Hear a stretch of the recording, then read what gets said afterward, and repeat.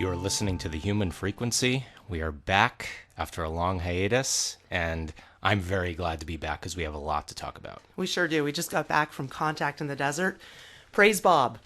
I don't think anyone's going to get that reference. Just an homage to Robert Anton Wilson, the subgenius, and the days of old, before the opposition was completely controlled.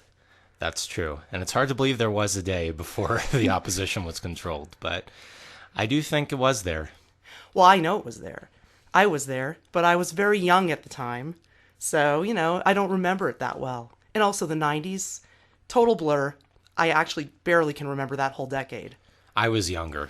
I was just obsessed with the Los Angeles Kings and trying to stay out of trouble, which the Ritalin kind of made that pretty much impossible, but... Right? Yeah, it has the opposite effect, right? Yeah, but at least I could focus on a whole Kings game. Well, I was trying to get into trouble, which is why I can't remember the 90s. What is it those people say about the 70s? If you remember the 70s, you weren't really there. Exactly. Maybe the same thing could be said of all the other decades, too. But at least there was no brown acid in the 90s. Yeah. Because, that has destroyed many brains. Yes, and we saw quite a lot of evidence of that. At Contact. Yeah, we went to Contact in the Desert for the second straight year, and we just got back, and we are completely clean, and we got the dust off of everything, which was surprisingly easy to do. And completely clean, because I did say no to drugs 3 times. That's good. Yeah. You remember your DARE training of the 90s. There was actually a DARE booth outside of a Starbucks on the way into Contact, and I felt compassionate for the young lady working there because she looked like she really meant well. Didn't she? You saw her, the DARE lady. She was like 20 years old, or a teenager. She looked like she really meant well. I don't know. I was too high on opium and PCP to pay attention. But I felt for her, but I do support the use of drugs responsibly when appropriate. And at this time in my life, it's not appropriate for me right now, so I'm just saying no. Well, except to pot. well, that's not a drug. I know. But and coffee. It's that's definitely not a drug. But it's good that you can make that distinction and be honest with yourself about, when it's time and when it's not time. Right. I think a lot of people don't have the cognizance to be able to do that, and as a result, they kind of lie to themselves and just kind of try and smoke their problems away, or or whatever other form they're taking. Or snort their problems away, as also was evidence at Contact. That's true. More about that later. Yes. Yeah. All right. Well, we went into Contact in the Desert as vendors, and we had a booth for our orgonite, which was really lovely because we got to meet a lot of people face to face and talk about it and show it off, as well as the chembuster. So that was very, very nice to have that booth there. And the energy was totally different this year than last year. Well, as it turns out, we had a bigger mission than just vending. Absolutely. So when we showed up, we decided this year to neutralize an array of cell towers that we had noticed for the first time last year, because it was our first time there. Mm-hmm. So last year there was an array on a hilltop, and it seemed kind of far, but not too far. And I felt that it was having a very big impact on the show. My guess is about 2 or 3 miles from the retreat center where the event was taking place. So, it's too far away for the orgonite we had there to really neutralize it. I mean, obviously it helps, but it's also close enough to do a lot of damage. And we saw a lot of that last year, and we were kind of determined to take care of this beforehand so that the same thing wouldn't happen again. Yeah, last year the energy started out fine, and then on Saturday it got kind of chaotic. You could actually listen to our report on last year's Contact on this YouTube channel, The Human Frequency. And last year on Saturday it was major mind control going on, major craziness, people kind of losing it. I kind of lost it on Saturday. And you could see it in the sky, too. Even though what was up there was transmuting, it's still a reflection of what's going on energetically.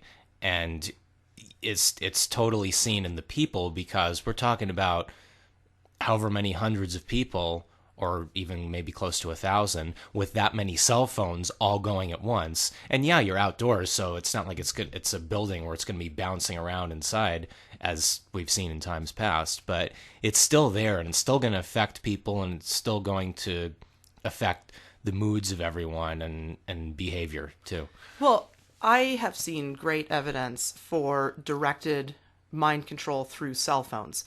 They know where you are because they have your data and they're tracking you. That's what the phone is for. And I've seen direct evidence that either a single human holding a cell phone can be targeted or that an entire population can be given one same signal. So I see certain days where everyone's behaving the same crappy way, and I see it over and over and over again. I'm like, there's something in the air. Literally, there's something in the air. Yeah. And I've also had days where I get a headache out of nowhere, and I feel horrible, and I start to get agitated because I'm traveling with the phone. I have turned it off and wrapped it in foil, and those feelings go away within about 5 minutes. Maybe it's psychological. Maybe I just don't like the phone, but whatever it is, the phone is causing some issues. Yes, and we have explained in past episodes why there is the need to both turn it off and wrap it in foil. Mm-hmm. Well, yeah, you want to stop that tracking. I don't think the foil is foolproof. I think it kind of blocks a little bit, but maybe one of those aluminum total like enclosure cases would work better, maybe a Faraday cage. I just recommend not using the phone very much, and I don't use it very often at all. Right. But anyway, regarding the cell towers, neutralizing them this year made a huge, huge difference. Mm-hmm. I noticed the entire time that people were in a much better mood and cordial, and everybody was like almost like a family. We made sure to take care of it before the event started, and on Thursday. I do think that made all the difference. Well, yeah, I mean, you figured out how to get to it, and it's kind of hairy out there in the desert, but we did get to it, and as long as you're within a quarter mile, you've got it. So yeah, different mood, different vibe, and I don't know if this is attributed to the cell towers, but last year was unbearably windy. I mean, really bad. Very windy, very dusty. I kept feeling like our booth was going to fly away. This year, the winds were much more gentle. There was still wind, but it was calm breezes as opposed to heavy winds. And it also wasn't as hot. I mean, they did schedule the event a little earlier, but the first couple of days were low 80s, and that's quite tolerable. I mean, it was tolerable. It heated up on Sunday and Monday, and then it was intolerable. But to start with, it was much more pleasant to be there overall. Mm-hmm. Well, we arrived at Contact on Thursday, got all set up. Everything was as disorganized as usual. The booth space we bought didn't exist, actually. So we just picked a space that was very beautiful, surrounded by flowering plants. There have been super blooms in the desert. And the plants that last year were just sagebrush-looking plants, this year had yellow flowers on them. So we had one actually in the middle of our booth. It was very hard. Well, we kind of set it up that way. Well, the map did not reflect reality because the map of where we were supposed to put our booth, it looked like a flat piece of land where it was all divided up. In actuality, there were trees and plants and stuff in the middle of it. It didn't take into account Joshua trees. Mounds of earth and oleander bushes and things like that. Right. So we found this wonderful nestled little space with flowering bushes. So we had a little backyard area with a privacy hedge, and we set up our LED lights once we figured out that we could get some electricity, and it was very nice. We attempted to have a little film showing one night, but everyone was too tired. We were doing a No Forests film showing. But anyway. Good choice. It was an excellent choice. You know, this was one of the topics so ignored at Contact. There were some topics, especially important to us, that were ignored. So we're going to get into that too. But let's do this. Let's start out with the good, because we've got the good, the bad, and the ugly of Contact in the Desert 2017.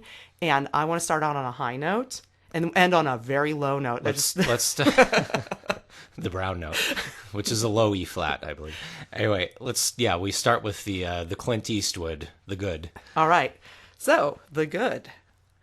I thought everybody was super nice. I had such a great time meeting people. I didn't have a single bad moment with anybody attending there. Everybody was very nice, cordial, and very positive. I mean, it was very nice. Well, I do feel this goes back to what we did with those towers and the change that we saw in behavior, because people are just going to act the way they act. They don't know that the phones are mind control devices. That's not being talked about at any of these events. So they're subject to whatever the phone says. Well, and the problem is that people are actually really nice at heart. Human beings are so good. We just saw a news story this morning about a man who rescued a baby bear that was drowning in a lake, for example. Yeah, in the middle of Pennsylvania, I believe. And all his thought was to the well-being of this sweet little animal. And he knew that there was a risk of getting bitten, but of course the bear didn't bite him because the little bear was grateful to be rescued. And he rescued the bear, and then of course the news story prefaces this with, you should never interact with wild animals, and you should always call the Forest Service first. Do you realize how long it would take a man on a boat to Google the Forest Service number and then call them? And if his cell phone even works out there, the bear would be dead by then. He wanted to save the bear's life. It's stupid. Yeah. So don't listen to the Forest Service. No, save the bear. Don't listen to the media either. And here's the thing: is that they didn't just preface it, but they tacked it on at the end too. Oh yeah, they sandwiched it. Yeah, it was a bear sandwich. But of course, no one's going to actually do that. They're just saying that.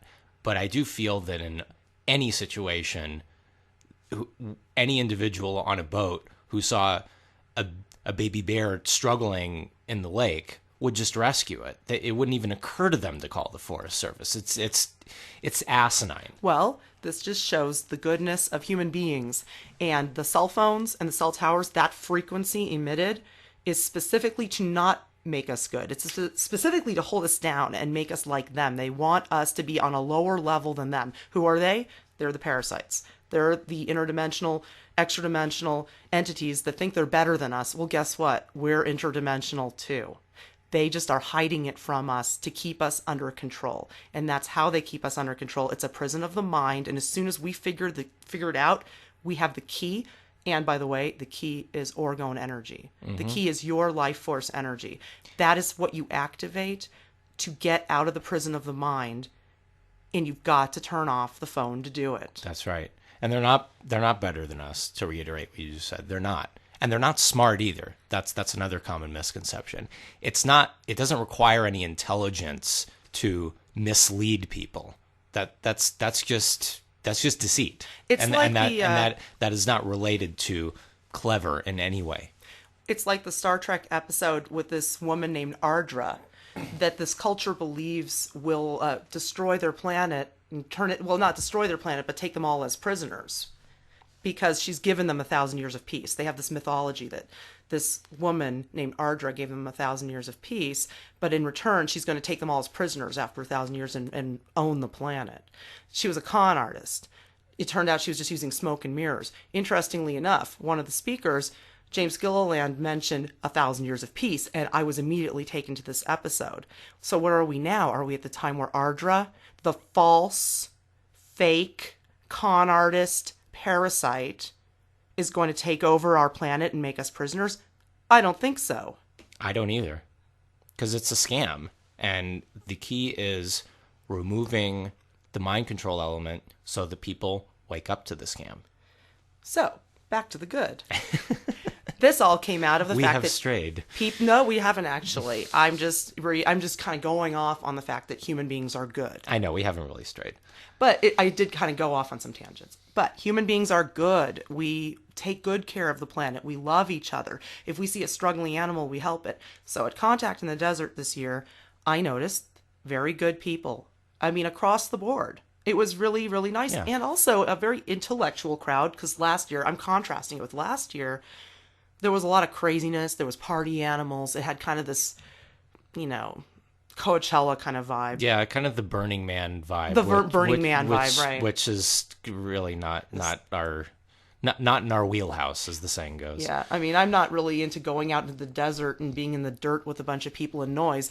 Contact in the Desert seems like a more intellectual event. And I did find the people to be more analytical, intellectual this year, very interested in learning. Everybody's there to learn about the universe we live in. Both attendees and vendors, I feel, were very nice to be around in general. There weren't really any tense moments or awkward moments going on. We had a couple of really nice neighbors, too. We had Rainbow giving massages next door, and she was very sweet. She has a business called Rainbow's Rockstar Rejuvenation Station. That's lisarainbows.com. Mm-hmm. And our other lovely neighbor, Susie Solar. And they are selling some great solar generators for camping. I mean, you can go anywhere. So I'm going to actually look into getting one for the house for when we have those winter power outages. And camping, I love to camp. But when I'm camping, I need to have my computer and everything because I'm blogging and recording the sky all the time. So if I don't have that, I feel kind of like disconnected with everybody. And if you want to get in touch with her, that's Sue at susiesolar.com. That's Susie with a Z. And they're up in Oregon. So anyway, they were providing some great solar stuff. And we were watching the UFO show together with Susie Solar and Handy, Jeff Handy. So we were watching the UFO show, and they were enjoying it with us, and we kept zooming in on these different crafts.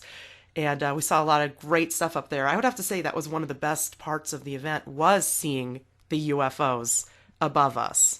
Yes, I think so too. And my favorite thing, my favorite thing was the fact that we were basically in the amphitheater. I mean, we weren't right up there, but we were pretty close up there. We were pretty close in. We had a front row seat. And we were able to hear all of the different speakers that spoke in the amphitheater, and that's really the main venue of contact, is the amphitheater. Mm-hmm. So it was good to be there because we got the traffic from people coming and going, and we were also able to analyze what the different speakers were saying and come to some interesting conclusions. Right. I mean, you've got to take it all in, and you've got to think about it. You can't just say, okay, this guy's on a stage, so whatever he says is a fact. You've got to listen to what they're saying, and you've got to take what resonates with you and stuff you've seen in your life. And you've also got to listen to the historic accuracy, because I think that I would have to say the most compelling speakers were the ones that were historically based and could provide evidence. I need that evidence. That's what we do in our work.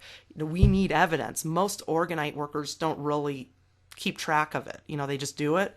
But I felt compelled from the get-go, being a blogger and a writer and researcher, to take pictures when we do it every day and write up what we saw. I think that research is very important. So I like evidence. I don't know if there's proof of anything. We really don't understand our world fully, obviously. And we learn something and then we find out it's not true. So I just want to see some good... What do I say? There is no such thing as proof. There's only evidence. Well, I want evidence. Mm-hmm. We both do. And I feel like all of the people there do. And my favorites personally were Peter Valenda, I think was his surname, and Robert Schoch. And Robert Schoch I have known for a number of years. He was referenced by, I first saw him in the Jim Marrs book, Rule by Secrecy, referenced as an Egyptologist who discovered in the early 90s the hollow chamber beneath the left paw of the Sphinx in Egypt. And he talked about his trials and tribulations with trying to obtain permission from the Egyptian government to excavate and see what was going on in there, and just being stonewalled at every turn. And there were actually several Egyptologists there, but he stuck out of my mind because I first got into the mysteries of ancient Egypt and how it's actually much older than the archaeologists say, and really just the legacy of a predecessor, to actually lift an exact quote from Rule by Secrecy. But I enjoyed his presentation a lot because, like you said, Sharon, he just stated a lot of those historical facts, and there was really no speculation or intel or any of that stuff going on. Well, I think that sometimes we have to speculate, but I would say more like analyze. I would be more compelled to analyze than to speculate. So, there's stuff we don't know. So based on what we see and what we find, we have to draw conclusions. So yeah, I'm not saying that you can't come up with your theories on things, but theories are theories, facts are facts. At this point in life, I'm kind of thinking everything's a theory, because who knows anymore. But yeah, I like to see evidence, compelling evidence. That's what I'm saying.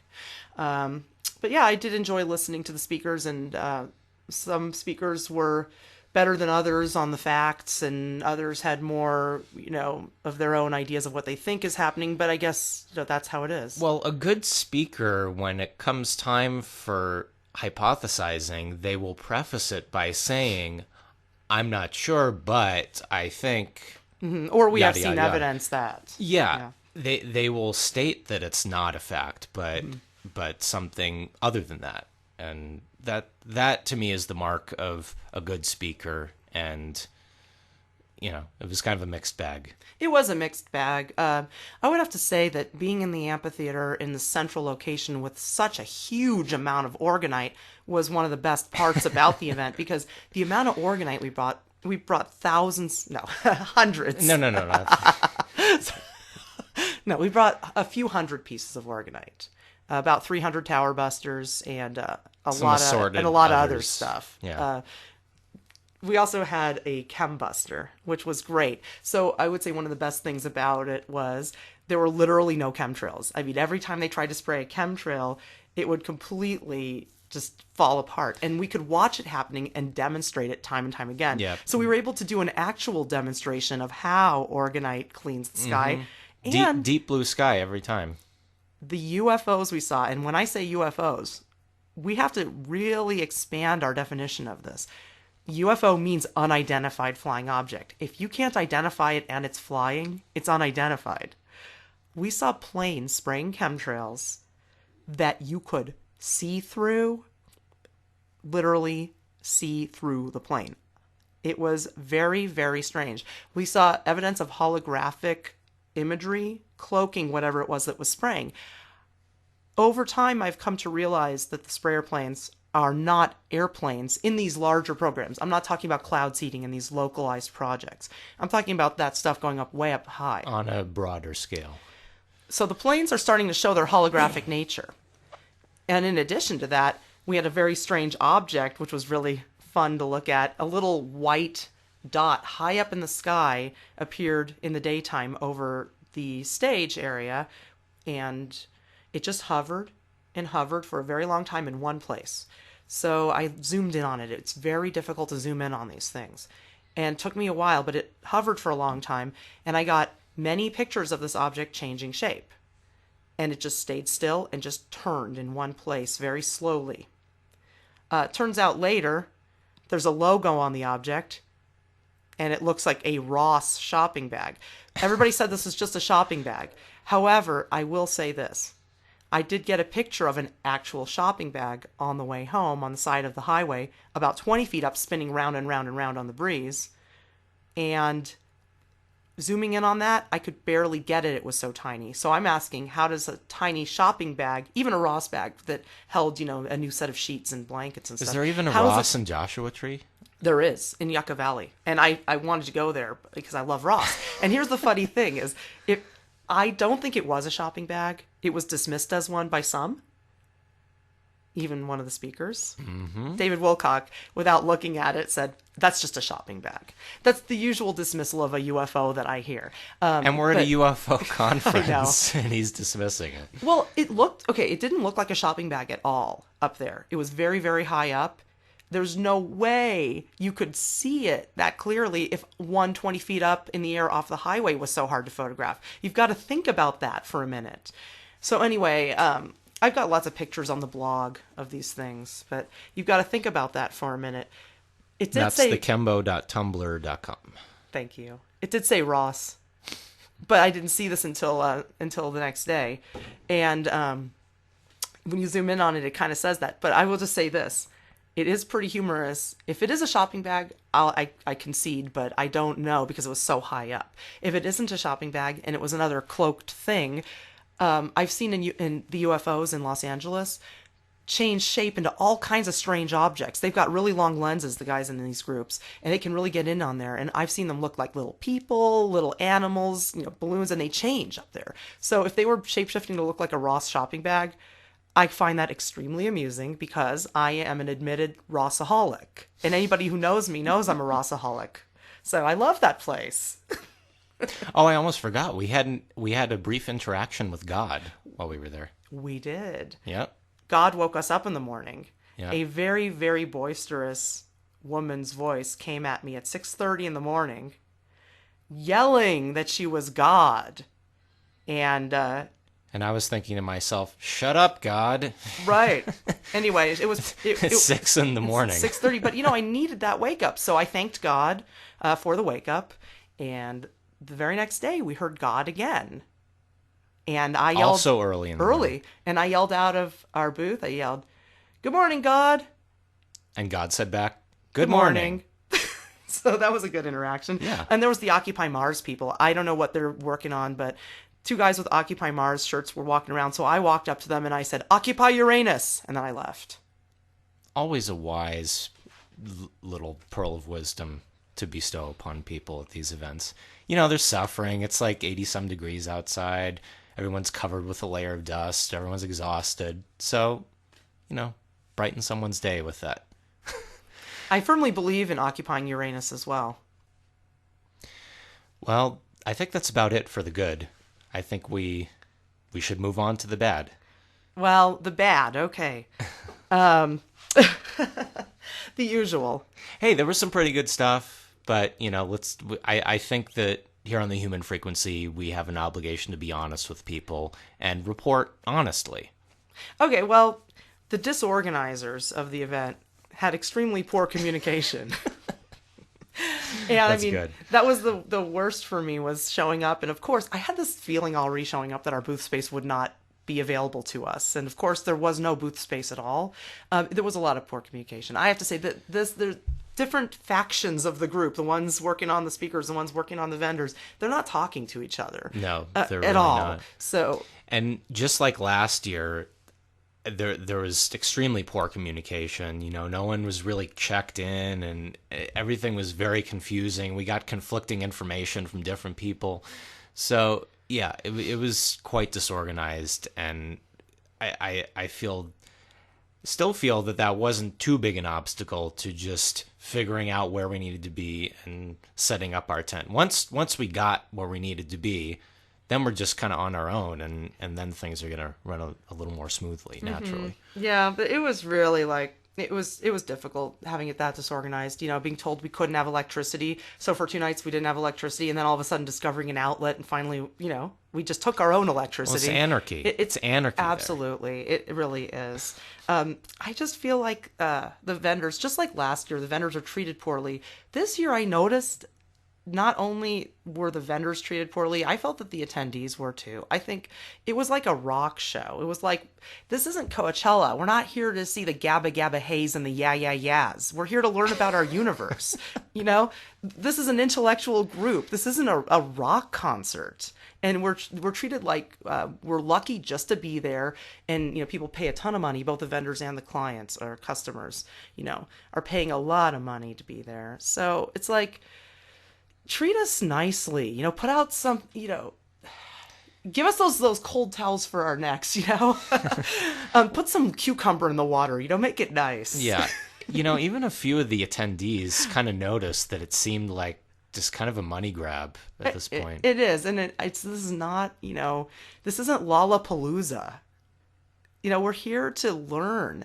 And when people are here to learn and they're paying a good amount of money, you're dealing with a more intellectual crowd. And you need to cater to that retreat vibe. It's not about the rock show, it's about the retreat. So I think it misses the point a little bit there. We want to be kind of pampered while we're learning. We want to be comfortable. I mean, even setting it out in the desert, it's very uncomfortable. The desert is beautiful. I love Joshua Tree in January.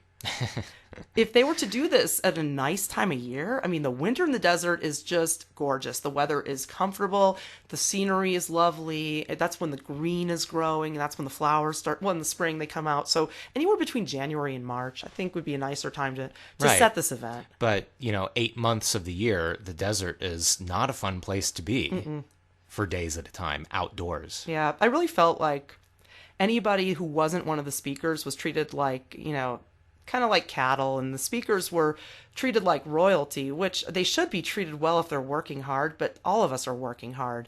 The vendors work very, very hard and get nothing. So that's one thing I would have to say would need great improvement, would be for the vendors to be treated with some degree of cordiality, some, you know, just throw us a bone, you know? Anything, even just the slightest thing. They didn't do. I mean, they didn't do anything. Come for the around and say vendors. hi at least. You know, nobody from the organizing staff came by to greet the vendors. So that is definitely something that I noticed and other vendors noticed.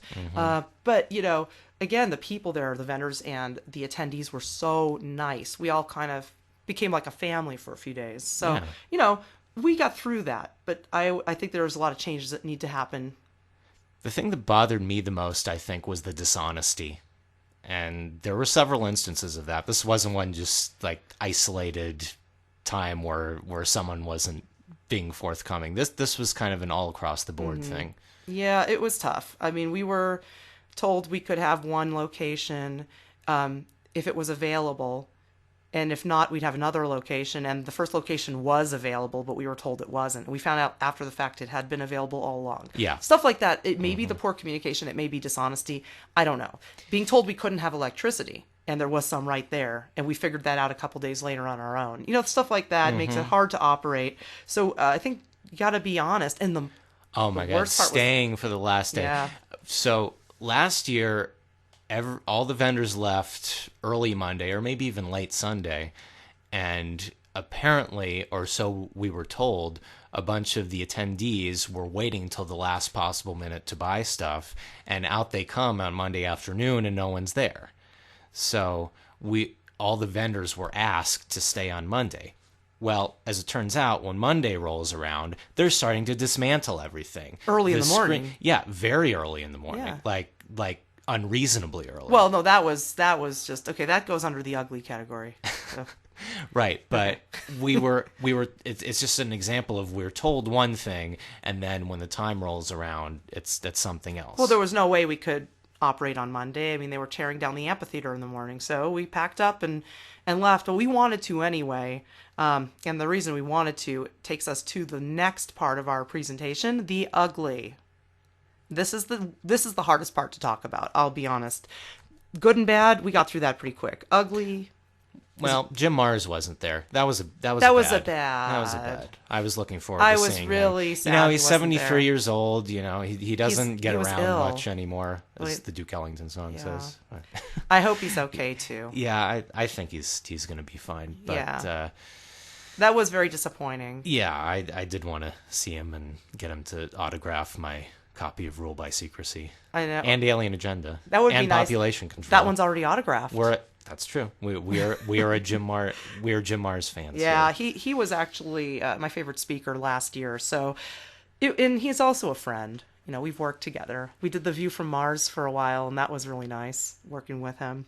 Anyway. So, the ugly. The ugly is the hard part. And Yeah. I would say when you listen to this, just keep in mind, don't kill the messenger. Okay? These are observations, and you can take from them what you will. These are our observations. We may interject some opinion here. You can form your own, but please don't kill the messenger. We'll do our best to delineate when it's opinion.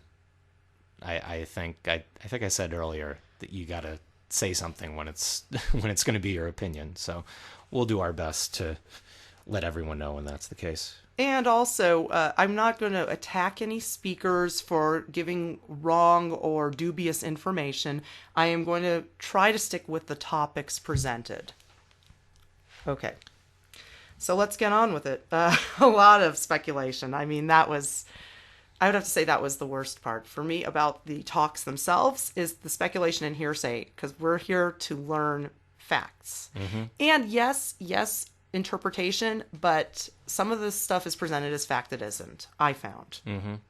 And when you hear the word intel means someone said to me. Well, it means hearsay. Yeah, it's not something that you know. My intel tells me this. Who is your intel? And by the way, who are you? Who is saying this? So that to me, it's not based in research. Okay, so I don't listen to someone say, I got intel from such and such.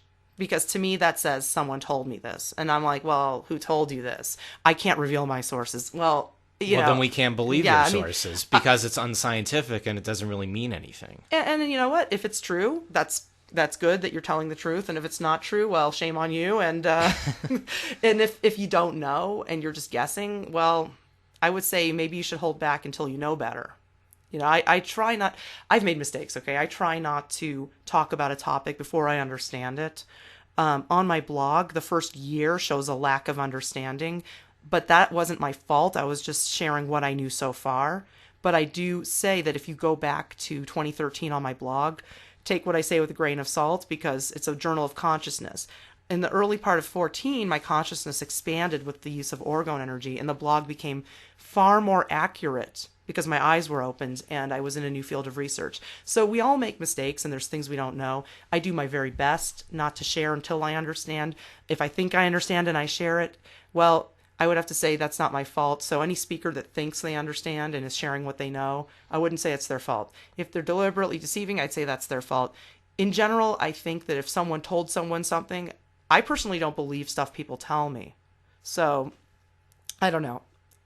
Well, it's inevitable that the more deeply ingrained you get in your field, the more you will understand over time.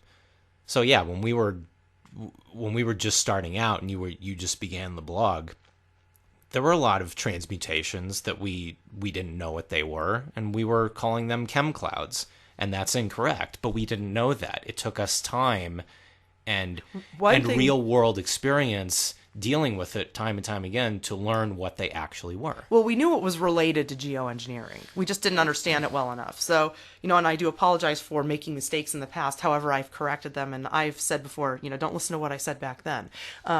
Because we all have to learn it. We all start out as chemtrail people, and then we discover the solution. So the speakers, they may be doing the best they can with what they have.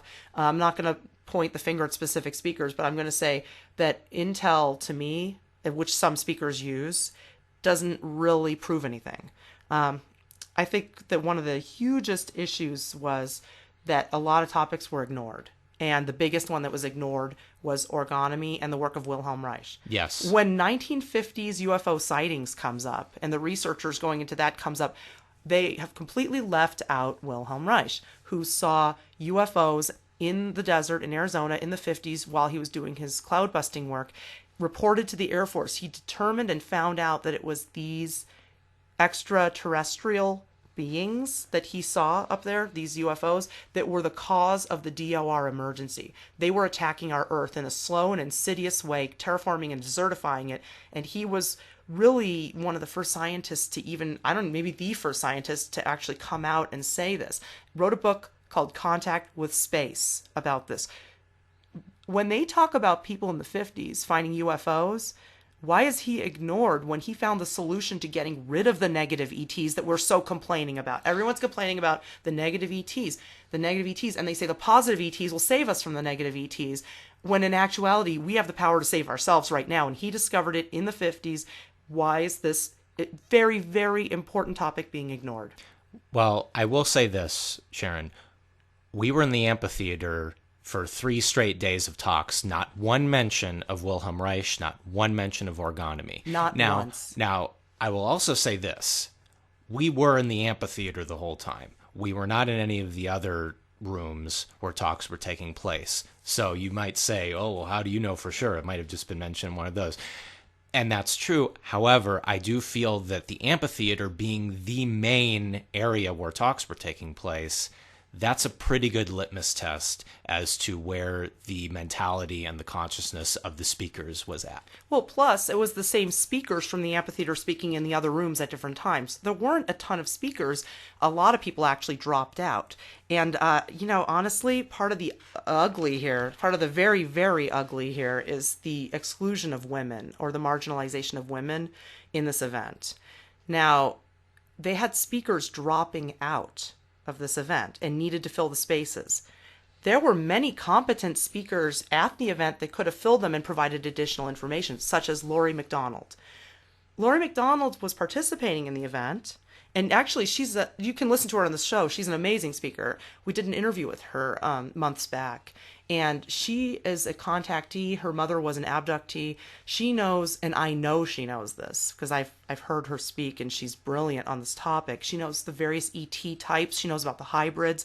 She could have done an amazing presentation, and I bet you she had her laptop ready to go right there in case they needed her, and they didn't ask her. In general, I've noticed women were very marginalized. Most of the speakers were male, and even on one of the panels where Linda Moulton Howe was a speaker, David Wilcock actually pointed out the fact that there was a woman on the panel. And she said, well, I don't like to be thought of myself in that way, because she thinks of herself like the men think of themselves. Mm-hmm. So that was an issue to me. It goes back to the suppression of the feminine. And people would say, but at an event like Contact, how could that happen? I'm just telling you It's that it did. happening. I'm just telling you that it did. Don't kill the messenger. Yeah. Well, I agree with you, Sharon. There was way too much emphasis on this good versus bad ET narrative. And the whole thing really revolves around this idea of disclosure, which I'm just going to state my opinion on that is total BS. Disclosure is complete nonsense. And the reason for that is it comes from a standpoint of powerlessness. That we're just these pathetic little human creatures on this planet, and there's this war being waged that most of us don't even know is going on, and we're just subject to it. There's Right. nothing we can do. We're just passively, inertly standing by and waiting for this battle to be won, and then whoever wins, we're just subject to whatever they want. That's why I found it interesting when James Gilliland mentioned the 1,000 Years of Peace. Because I was thinking about Ardra and, Star Trek, that's a documentary series. And you can pretty much watch that show as fact. This stuff is what's going to happen and is what's happening. So, and when Ardra took over the planet, this con artist, basically, is what we're dealing with here. This con artist. It's con artists, these parasites, and they want to take over our planet. They do it by tricking us into thinking we're powerless to them. So the good ETs versus bad ETs thing, I'm going to be straightforward here.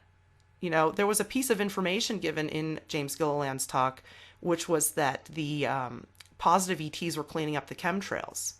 And I will have to tell you, as a human being who's cleaning chemtrails, I don't think that is the case. Because I have distributed, with you, thousands of orgonite pieces. Well, that's just like... And we've seen the results and recorded them. That's very similar to a number of months back when David Wilcock claimed that the reason the drought was ended was because of the alliance. Why And again, would they do it's this? just this disempowering narrative that is not taking into account the power that every human being has, the power that Wilhelm Reich discovered, who they're not talking about, discovered that every human being has. So we can see how all of these dots can be connected. And yeah, that was one thing. The other thing that bothered me, which I think bothered you too, was just an over-reliance on appealing to governments. Disclosure. You want to believe what that business entity says? Okay, why don't I just go down to Macy's and ask their opinion about what the UFOs are doing? I think, it's going to be easier that way. I'm just going to go into town. I'm going to go to Sprouts. I'm going to buy my groceries. Then I'm going to ask the checker if she can just put me in touch with the manager so I can ask, what are the UFOs doing? Because the United States is a business like Walmart. They don't know what the UFOs are doing. If they do know, they only know what the Greys have told them because they've made some kind of contract. This is not...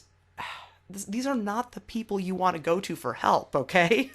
And a lot of them were doing that. Now, there was more than one speaker that said more than once, why would we believe anything the government says? Government disclosure is not important. And like... one or two talks later, there's someone else saying the complete opposite. So there's contradictory information being given here. And well, someone would say, why would you trust what they say? I really have nothing to do with that business entity. I'm a living woman, and my business has no tie to the United States. There's no reason for them to tell me anything or for me to tell them anything. It's none of their damn business.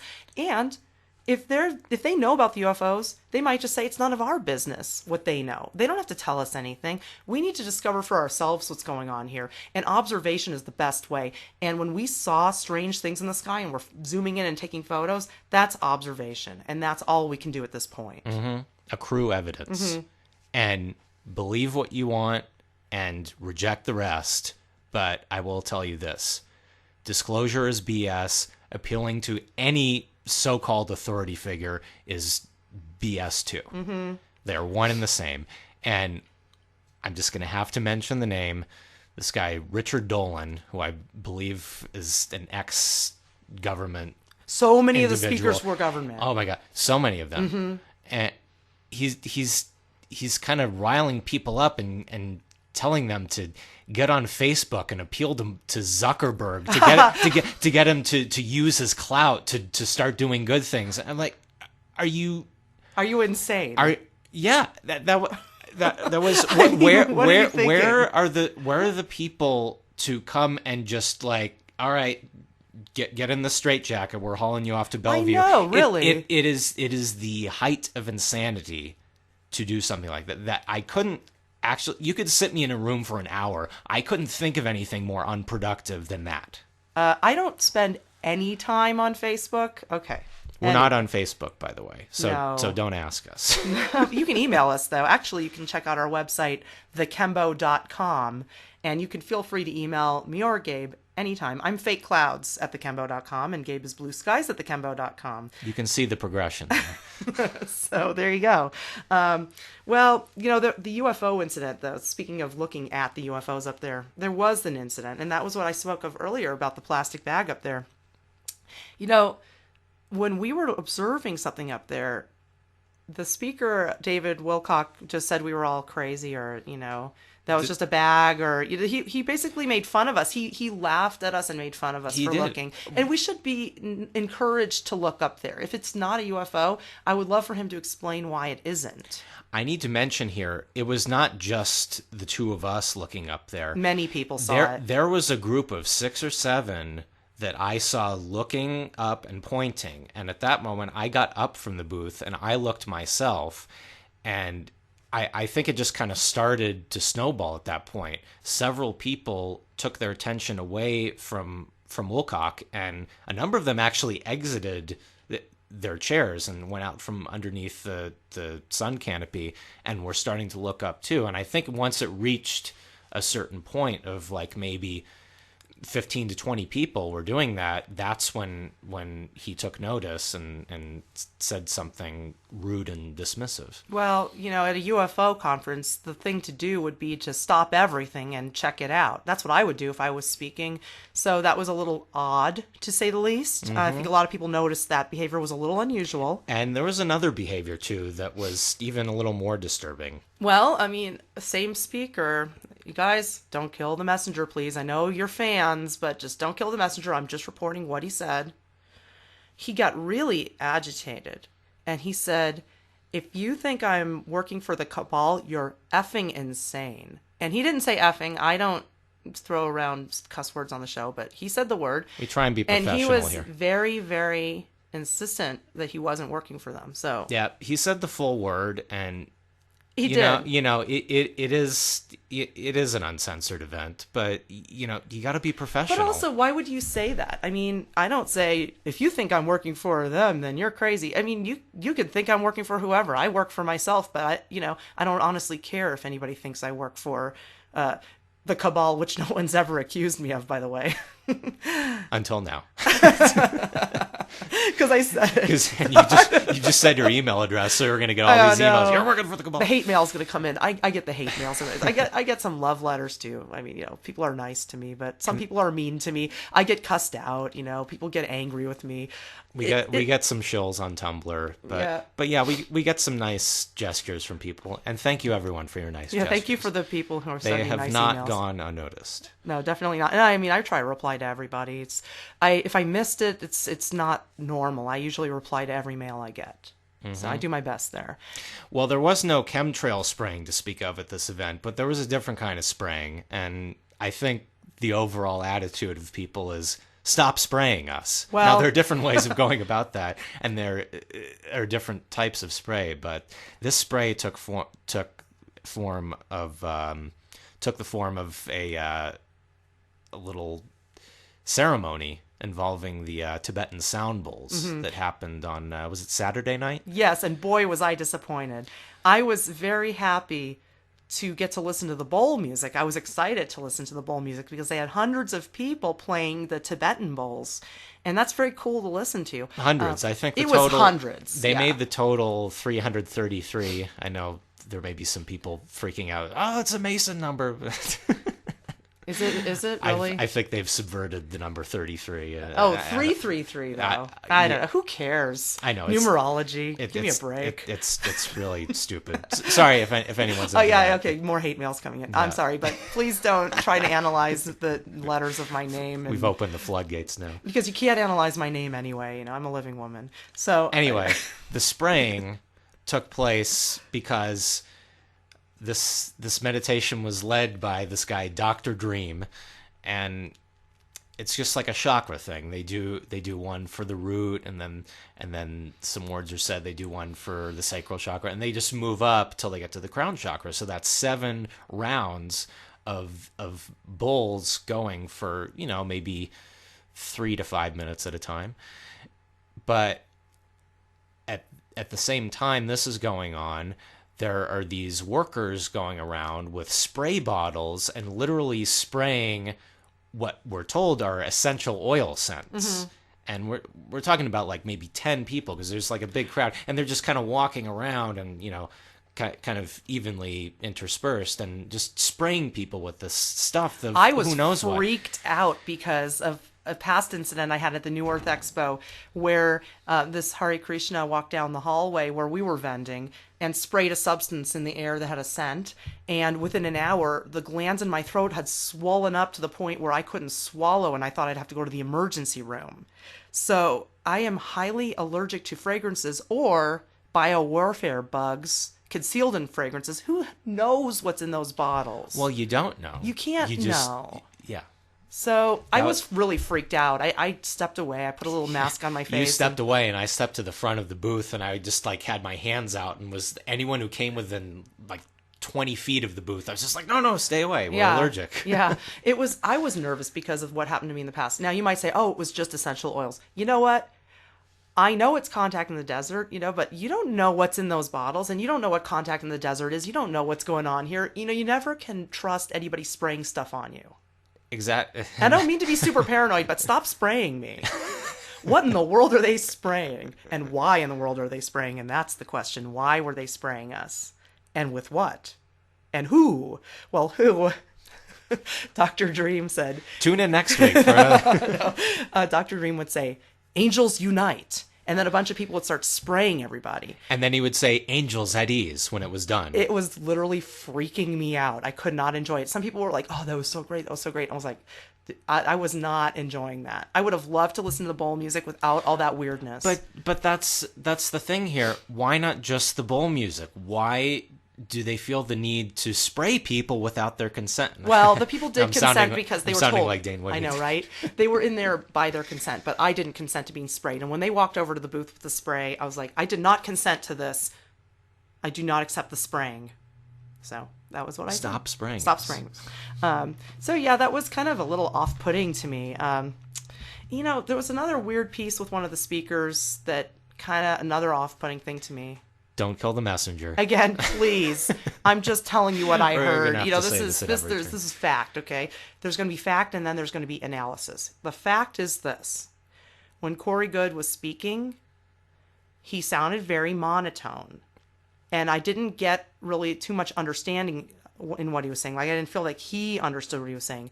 Maybe people say he's very traumatized and all this stuff. Maybe that's it. But whatever, he was just speaking, okay? Monotone. And then in the middle of a sentence, in a thought, he said, oh, hold on, I'm going blank. And then he started again, monotone. And he paused for like a good 5 to 10 seconds. Mm-hmm. And then he started again in the same monotone. This wasn't like a 2-second, like he's trying to collect his thoughts. This was an oddly long pause. And he said, hold on a second, I'm going blank. Hello? And then he came back. That's about how long the pause was. Maybe even a little longer. But you see how awkward that is. It's an awkward pause. And when you're doing radio and when you're doing public speaking, a pause like that is noticeable. I try not to pause too much, but, I'm a big blabbermouth. Now, someone like Camille Paglia, when she speaks, there's lots of ums and stuttering to fill in those spaces. Yeah, but she also speaks like 30 miles a minute. Yeah, well, she also drinks 30 lattes a minute. That's true. That might... That might explain it. Quadruple lattes. Yeah, but it was odd to me, and I'm only now going to give my analysis, and you may disagree with me, but it sounded like he was being fed his lines through an earpiece, and the signal went out for a minute, and then it came back again.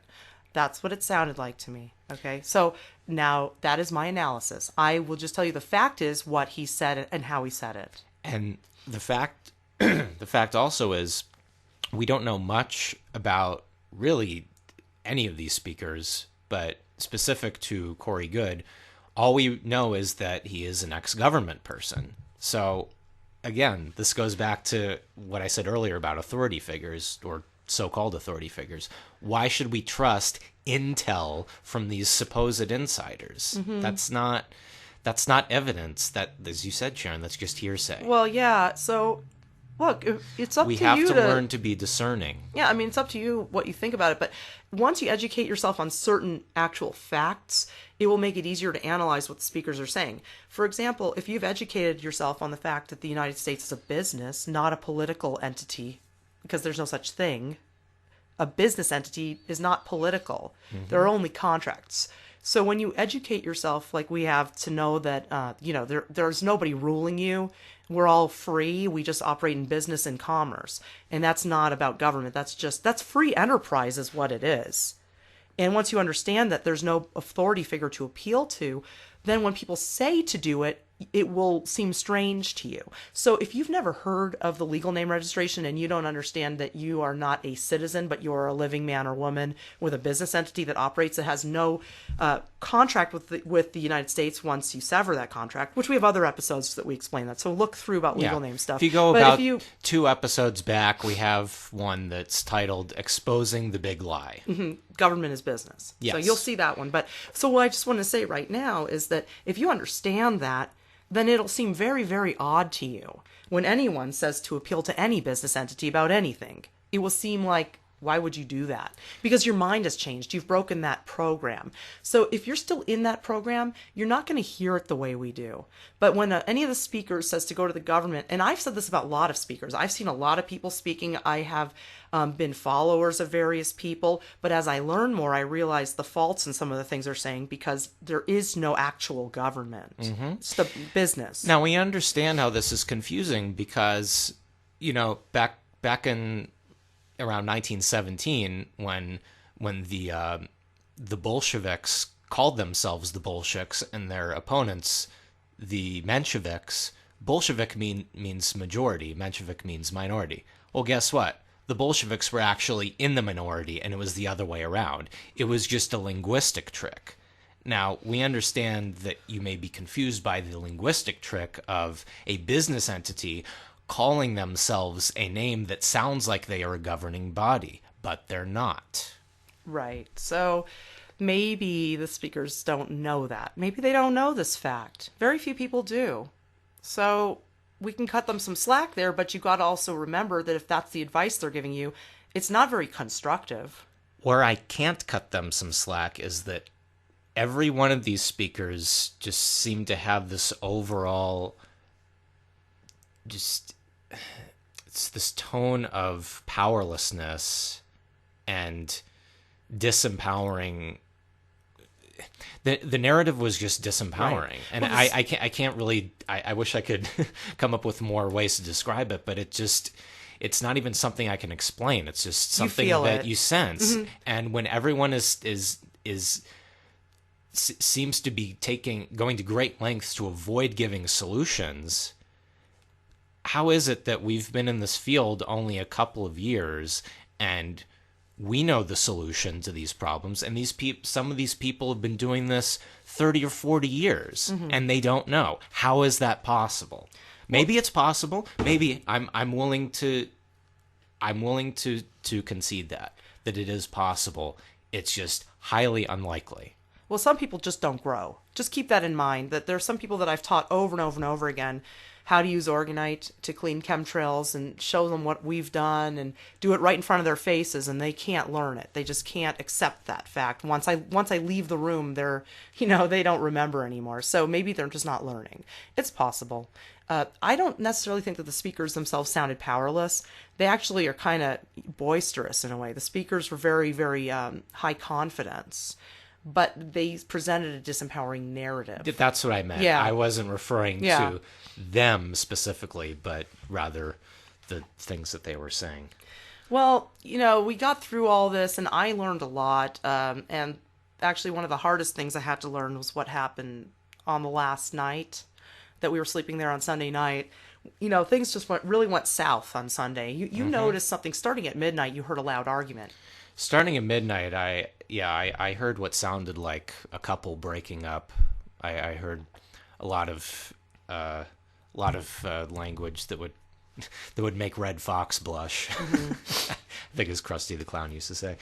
But yeah, I heard something that didn't sound good for a good 15, 20 minutes. And yeah, there was a lot of... It was pretty quiet Saturday night, but Sunday night... It was chaos. It was utter chaos. Well, that was the outside. night that the guys went off to look at the UFOs, right? There was supposed to be a UFO show. Stephen Greer was doing a little thing on the observation area, which was... I don't know exactly where it was, but it was off the main drag. So everybody was over there, and the amphitheater was abandoned pretty much, and we just had kind of a quiet night for a while. And then, of course, you heard that argument. I was off in the shower when that happened, so I didn't hear it. Well, two people came up to us, and the guy was very angry because his chair had been stolen. He was more bummed. There were, well, in any case, there were a bunch of chairs out in the amphitheater when all these people went to go see Stephen Greer's thing, which costs an additional $85, by the way. Really? To go just look at UFOs? We were doing that for free in LA at the parks with all those UFO watchers. That's right. We did it for free at Contact. We do it for free here. $85 per head. Oh, well, I see UFOs without having to pay, so, yeah. Anyhow, so imagine, a good 200 chairs that people brought to this event. Mm-hmm. Not chairs that they provided for people, but their own chairs. Their own chairs just out there unattended, and one of them gets stolen, which, that's really that's a bummer. Yeah. So we go to sleep, and there's noise all night, pretty much. Night. I mean, I was just waiting for it to stop. I put in my earplugs so I could sleep. I figured it'd be noisy for a while, but at 3 a.m., I could still hear it through my earplugs. I finally said, what the heck is going on out here? So I took out the earplugs. And there were people working in the amphitheater at 3 a.m.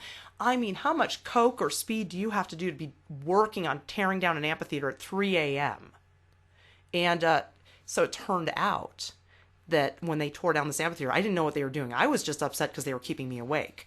I actually yelled out of the booth and said, "Hey, it's 3 a.m. Can you guys keep it down so we can get some sleep?" And this guy yelled back at me that I was so rude. Oh, well, excuse me, Yeah, excuse me for wanting a little bit of silence. At 3 a.m. At 3 a.m. Yeah. So anyway, that was how that started. But it turned out way worse. It turns out that keeping me awake was the least of their crimes. Mm-hmm. When we woke up in the morning, I heard a very angry man. This guy was very angry. He had a recliner chair stolen. And then another really nice, sweet guy that had come to our booth and bought some orgonite from us, he said he came back and his bag was stolen. There were reports of thefts. With passport and everything. Everything. There were reports of thefts throughout the amphitheater, and they stacked everyone's chairs off to the side rather than leaving them. We were all told there was stuff going to be going on Monday. Mm-hmm. So there was no reason for anybody to take their stuff away. So everybody's stuff was either misplaced, piled up, or stolen. And the thefts, that was very ugly. It turns out those people that were acting like that, so rude, so insane at night, they weren't doing a job. They said were also stealing things. Yeah, they said they had a job to do. That's why they were there. They were ripping Oh, they had a job to do, yeah. All right. Mm-hmm. And by the way, this is just the 3 that we know about. We left in the morning, and there were still a bunch of people doing the intensives. Mm-hmm. So who knows what the final total was of people that had something stolen, whether it was a chair or worse. Well, this was the ugly part of the event, and I have to say that there's no doubt in my mind, this is a fact, that there was an insider involved, if not all insiders that were working there, because they had equipment. They had access to the golf carts. Yeah. So this was not attendees stealing stuff. This was the people who were running the thing. I cannot tell you why this happened, except that it was ugly and it was nasty. And honestly, it was so off-putting. I think the attendance was already way worse than the year before. I think this incident is going to make people never come back. If we'd have known that this was going on, because we had assumed it was just noise, and we're groggy. And it's I assumed it's that, 3 a.m. and yeah, we had no idea that theft was being committed. Otherwise, we absolutely would have done well, something. I assumed that whoever was working there was supposed to be working there. Why would I assume otherwise? So, and I was also, extremely tired. I had gotten no sleep. It was 3 a.m. I was just desperately trying to sleep. I slept in the car that night, by the way. I left and went and slept in the car. We had been there at that point 4 nights, including Thursday. So we were really at the end of our rope, energetically speaking. So yeah, that was a really ugly incident, and it's really sad something like that happened. So I just have to say, to kind of tie together the good, the bad, and the ugly of contact, there were great people there who were really well-meaning and really wanted to learn. And I really had a nice time with the people. Unfortunately, there was a lot of problems inherent to the festival, and there was a lot of ugliness behind the scenes. And that is pretty much what it is. It was good people who wanted to do good things, ultimately. And the speakers, while sometimes presenting dubious informations, did have nuggets of truth that we were able to glean from it. And no scorpions this time, which I liked. There were a lot of nice animals. Oh, you know what? I've got to add to the good. Because you know what? Instead of ending on a low note, let's end on a high note. One of the good, the desert is coming back to life. It is so beautiful. We saw animals in the desert we've never seen there. And I've spent a good deal of time in Joshua Tree because I like the area.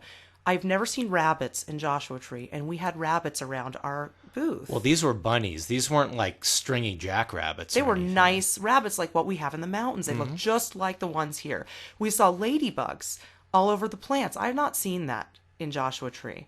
And there were roadrunners and lizards that went right through our booth. They were so relaxed, I think, from the orgonite that they went right through our booth. And let me also add that the orgonite, this is one of the best things of all.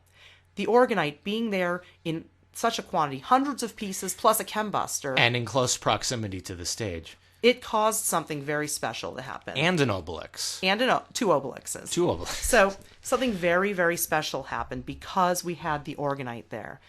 One, the orgone energy neutralized electromagnetic fields all around us. So the mind control frequencies of the phones and the cell towers were not really affecting people like they have in the past. Two, and you could see it. You could see it. People were so nice and so open. And two, on another note, the orgonite short circuits any of these parasitic behaviors because the parasites find it to be like kryptonite. So a lot of the weirdness that happened from the stage, I think, was when people had false information to share. We think. Let's just say we think. Theory, not fact. But it seemed to be that when the information was false, it would be like when Elaine tries to tell a lie on Seinfeld and does that little gulp, you know? Or the cough. Yeah, the little cough she does, you know? That's like her tell. Right. Or if she doesn't want to say something, you know, she'll do a little gulp, like, I'm the best man at the lesbian wedding, you know, something like that. You know. No, that's. Or she goes like, what? Anyway. That may have been what it was, is the short circuiting. Right. There was a lot of stuttering around certain points. This is just something that we felt. Something we observed is that there was sometimes moments where the speakers would go off the handle a little bit, where maybe in the past they wouldn't have, regarding certain points, such as the outburst about, if you think I'm working for the cabal, you're effing insane.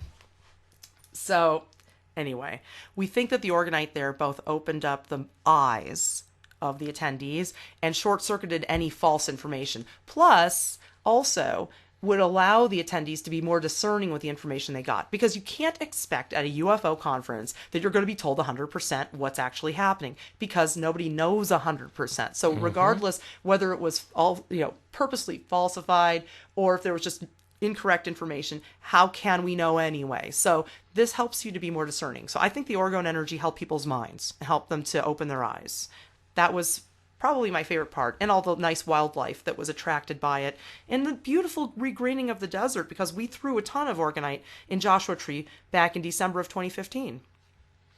I think those things made it all worthwhile. I think so too. It was really a great event, and I think that mission accomplished, you know? Absolutely. Yeah. I couldn't agree more. Well, thank you so much for listening to The Human Frequency, our analysis of contact in the desert 2017.